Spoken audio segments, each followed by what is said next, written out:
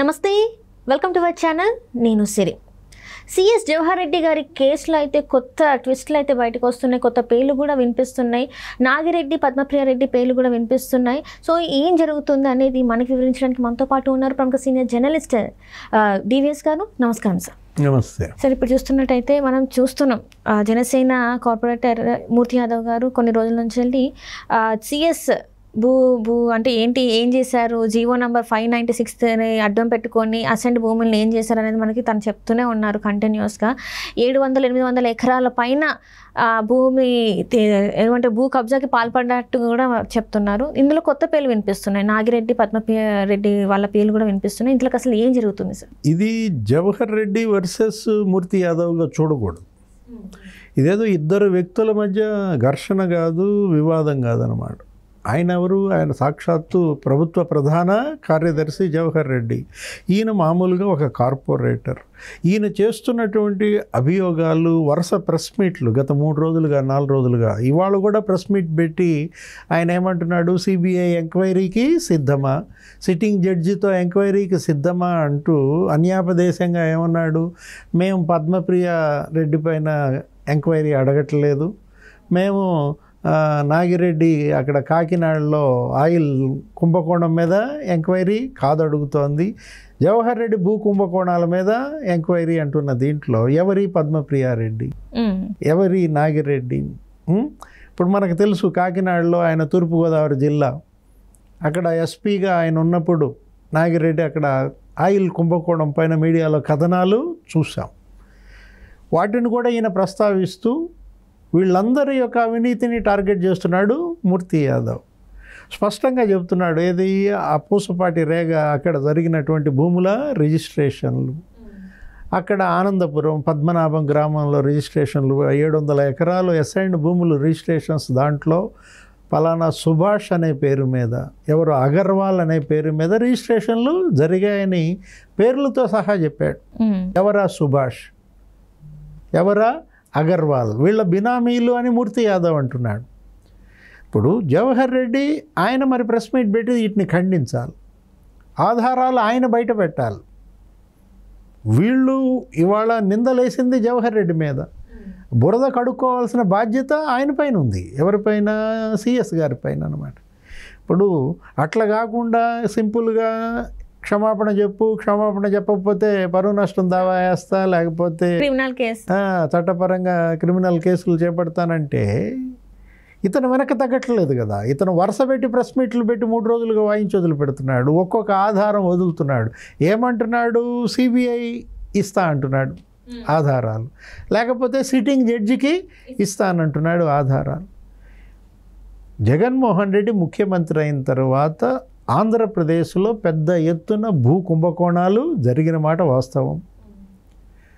ఏది విశాఖపట్నాన్ని ఎప్పుడైతే పరిపాలన రాజధాని అన్నారో గద్దల్లాగా ఉత్తరాంధ్ర మీద వీళ్ళు వాలారని, 1000 ఎకరాల భూములు అక్కడ కబ్జా గత 5 ఏళ్లలో జరిగిందని మనం చూసాం.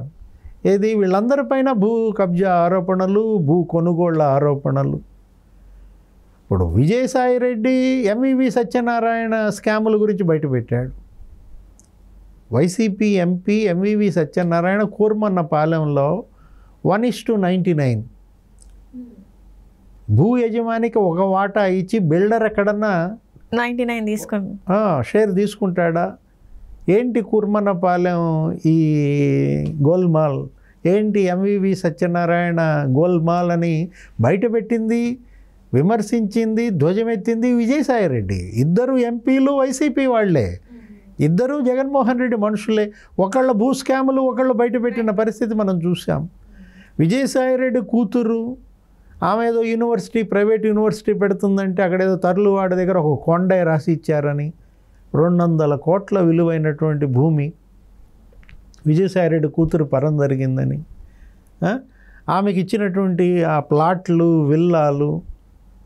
విజయసాయిరెడ్డి ఏమంటాడు, నా కూతురు కాదంటాడు, నా కూతురు వాళ్ళింటి కోడలు అంటాడు.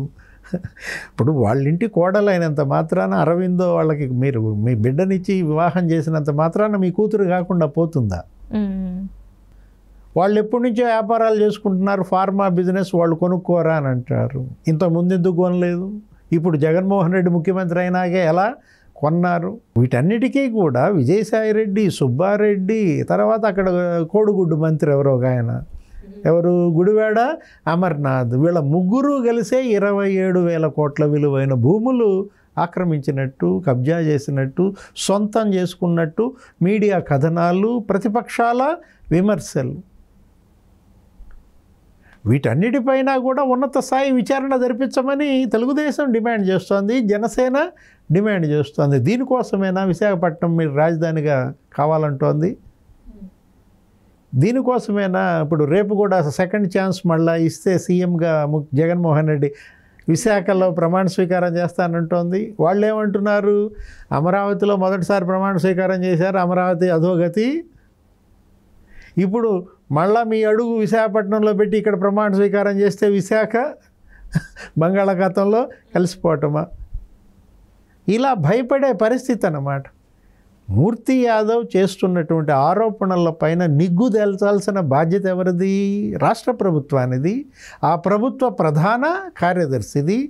ఏకంగా ప్రభుత్వ ప్రధాన కార్యదర్శి పైనే అభియోగాలు వచ్చినప్పుడు ఒక పార్టీ కాదు కదా, జనసేన ఒకటైనా ఆరోపిస్తోంది, మూర్తి యాదవ్ ఒక్కడైనా? బీజేపీ ఆయన విమర్శించారు. ఆర్డి విల్సన్ అసలు స్కాములన్నీ క్వశ్చన్ చేశాడు, అసైన్డ్ చట్టం ఎందుకు మార్చారని. భూ కొనుగోలు పథకం ఎస్సీలది ఎందుకు రద్దు చేశారు, రద్దు చేసే హక్కు మీకు ఎక్కడదని బీజేపీ నాయకులు విల్సన్ ప్రశ్నించిన దీంట్లో ఒక బీజేపీయే కాదు, తెలుగుదేశం సోమిరెడ్డి చంద్రమోహన్ రెడ్డి సీఎస్గా జవహర్ రెడ్డి బాధ్యతలు చేపట్టిన తర్వాత రెవెన్యూ శాఖ భూ కుంభకోణాల అడ్డాగా మారిందన్నాడు.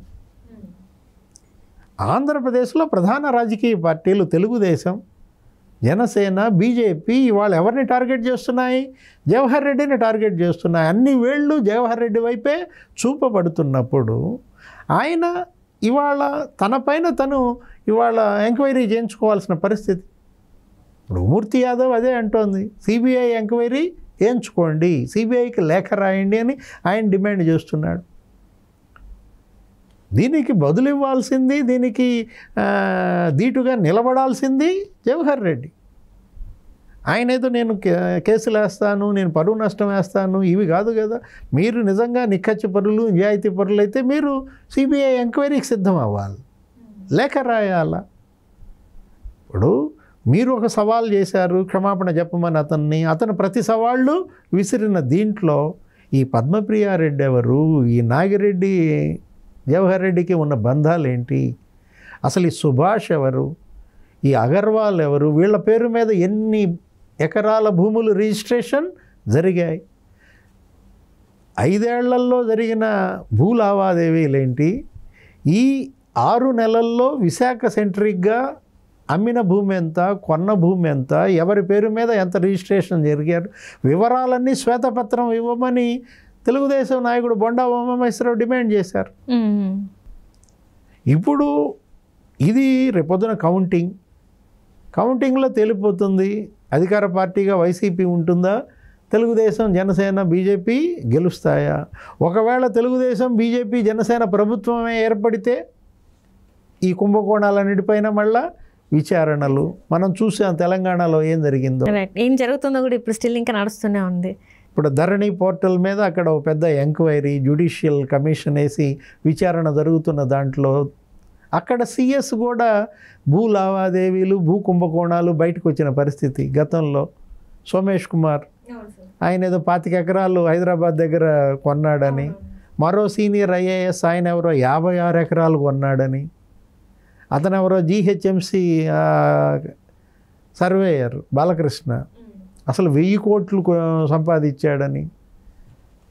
ఎలా కేసీఆర్ పరిపాలనలో ఐఏఎస్లు ఎంత పెద్ద ఎత్తున అవినీతి కుంభకోణాలకు పాల్పడ్డారో తెలంగాణలో బయటపడుతోంది. తవ్వి తీస్తున్నారు అక్కడ. సేమ్ ఇక్కడ కూడా ప్రభుత్వం మారితే ఇక్కడ అధికారుల్లో అవినీతి, వైఎస్ఆర్ కాంగ్రెస్ పార్టీ నాయకుల కుంభకోణాలు అన్నీ కొత్త ప్రభుత్వం తవ్వి తీస్తుందా? సో ఏం జరుగుతుంది అనేది ఇంకొన్ని రోజులలో మనకు తెలిసిపోతుంది అంటారా సార్? మరి అంతే కదా. వీటన్నిటికీ కూడా జూన్ 4 సమాధానం, ప్రజా తీర్పే సమాధానంగా చూడాలి. Right sir, right. Thank you so much sir.